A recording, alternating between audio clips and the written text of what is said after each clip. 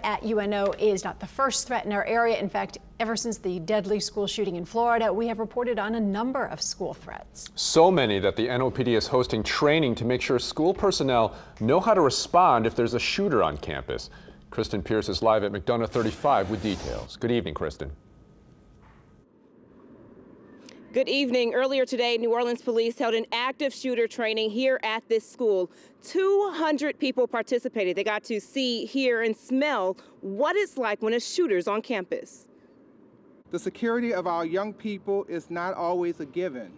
Today, officials with the Orleans Parish School Board and New Orleans Police announced a partnership aimed at keeping children safe while they're at school. It involves active shooter training with school personnel and law enforcement officers.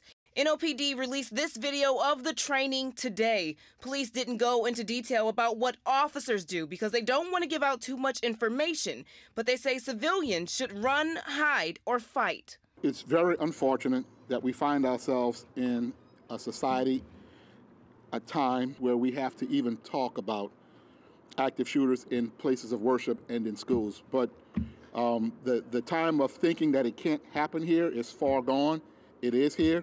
This announcement comes nearly a month after the shooting at Marjorie Stoneman Douglas High School in Parkland, Florida, that left 17 people dead. Since that shooting, there have been numerous threats reported against schools throughout the metro area and multiple arrests of students. I must first say, as a parent of a student that is also attending a school in the metropolitan area, it's a concern. Over a 20-year period, this has evolved into something that I did not imagine 20 years ago, but at the same time, we're dedicated to make sure that we are protecting our young people.